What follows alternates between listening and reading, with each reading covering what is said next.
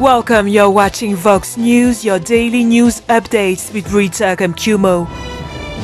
Our headlines today: Bobi Wine, the opposition presidential candidate in Uganda's upcoming elections, takes President Yoweri Museveni to court for crimes against humanity, among other accusations. A Congolese citizens movement highlights the irony of President Donald Trump's supporters storming the United States Capitol. Ghana's re-elected President Nana Akufo-Addo congratulates the country's newly elected parliament speaker after an MP's clash.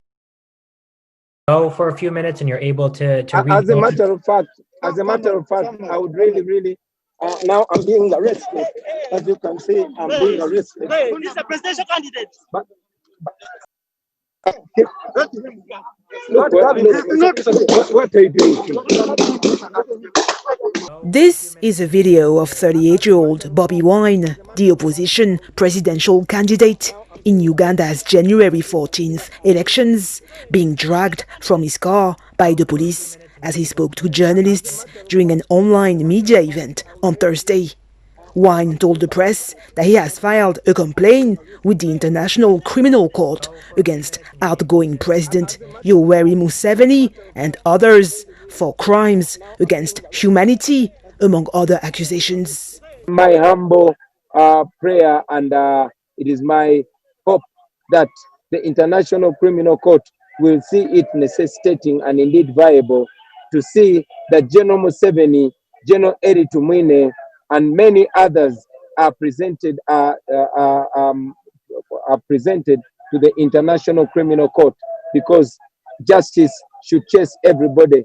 Otherwise, the people of Uganda are continuously suffering in the dark. After weeks, if not months, of subsequent brutal arrests and detentions, the 38-year-old father of four is fearing for his life. The reason why I am wearing a bulletproof jacket and a ballistic helmet is because I expect a live bullet targeted at me anytime. I have had to evacuate my family and sneak them out of the country because my family also has been targeted, and we had information that my children were to be kidnapped in order to subdue me into accepting whatever. Wine's lawyer highlighted the history of torture and physical abuse his client reportedly suffered at the hands of security forces. We're announcing today that we have filed today in the International Criminal Court a complaint against President Yoweri Museveni, Security Minister Eri Tumwine, and other named officials for violations of international human rights law, crimes against humanity, and violations of civil and political rights of Ugandan citizens. In particular, the complaint details a history of torture, physical abuse of Bobi Wine and other political figures, particularly those associated with him. Wine and his entire campaign team were arrested last week in the central Kalangala district over an alleged breach of a campaigning ban amid the coronavirus pandemic. The president of the state will say, well, my campaign also obeys those rules, but they're designed to give the Museveni administration a monopoly of media and deny actual campaigning to opposition candidates. Human rights groups, both at home and abroad, have warned of grave human rights violations in Uganda in the lead-up to next week's elections, in which incumbent Museveni, in office since 1986, is seeking a sixth term. In the Democratic Republic of Congo, the coordinator of a citizen movement said on Thursday that the refusal to leave office after an electoral defeat is not the prerogative of African leaders alone, after supporters of outgoing United States President Donald Trump infamously stormed the Capitol. Listen,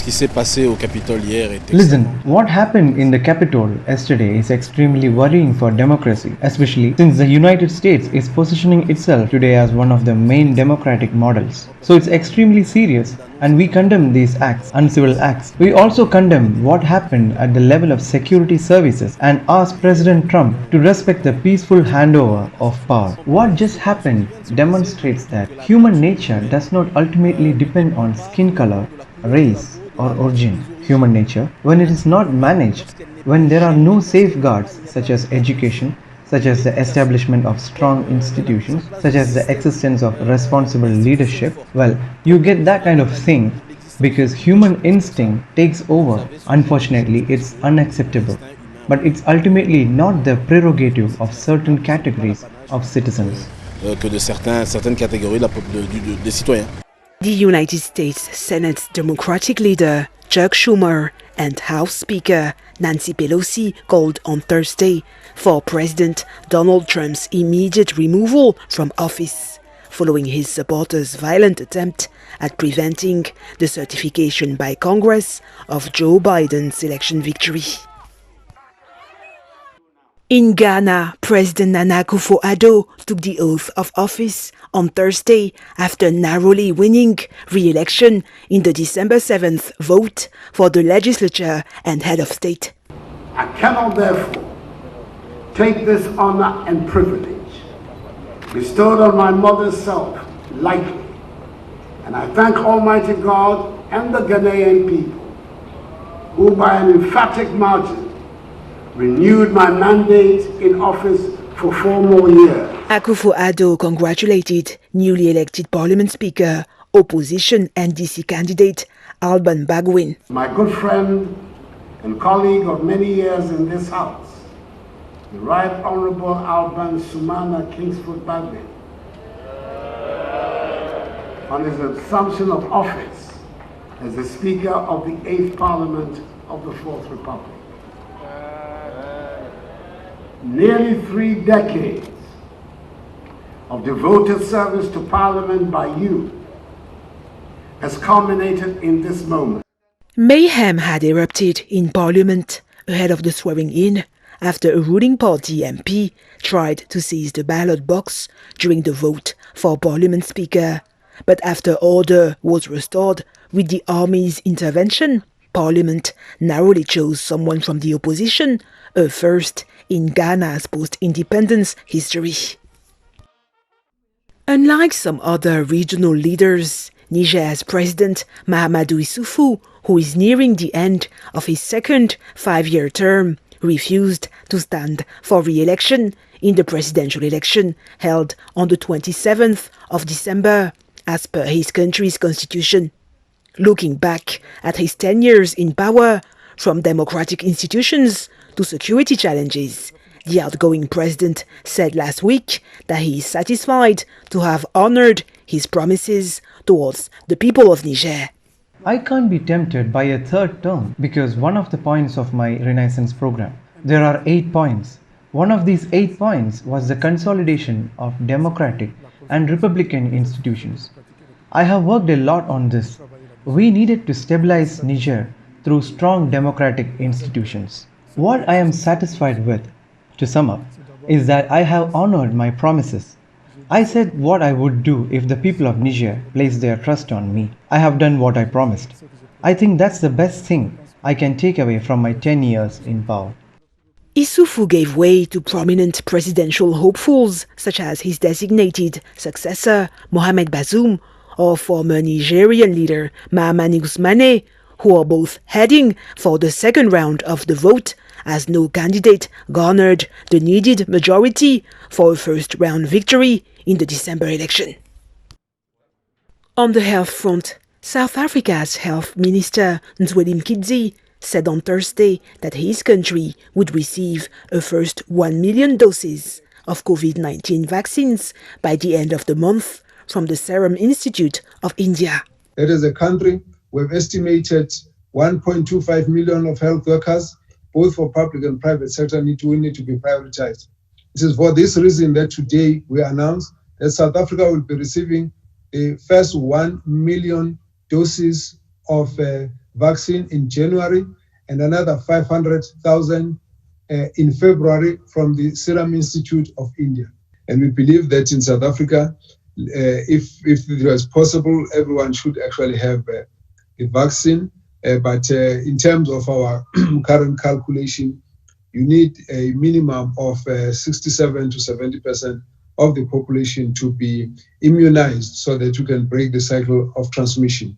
Less than 2 weeks ago, South Africa became the first African country to register 1 million coronavirus cases, forcing the authorities to adopt tighter coronavirus restrictions.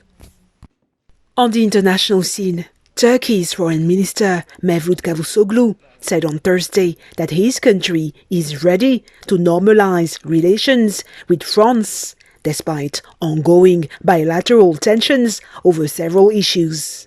Turkey is not categorically against France, but France has been against Turkey categorically since the Operation Peace Spring against PKK terrorist organization at the northeastern part of Syria, just at the other side of our border. Recently also we criticized for what happened in France, and also the statements, we responded, the statements came from France. At the end, we had a very constructive phone conversation with French counterpart, Jean-Yves Le Drian, and we agreed that we should work on a roadmap to normalize the relations. And his Secretary General and my ambassador met in Paris to that end. And we have been working on an action plan or roadmap to normalize the relations. And it has been going well. Turkey is involved in a series of disputes with France and its European Union partners, from tensions in the Eastern Mediterranean to the disputed Nagorno-Karabakh region. The tensions intensified in recent months as France has moved to crack down on Islamist extremism after several attacks carried out on its soil. Last but not least, on the football scene, the Aston Villa club announced on Thursday that they were forced to close their training ground until further notice, after several players and members of staff tested positive for COVID-19 after 2 rounds of testing. However, despite the coronavirus outbreak at the host club, Villa's FA Cup third-round tie against Liverpool will go ahead as planned this Friday night. That's it for today. Thank you for watching Vox News.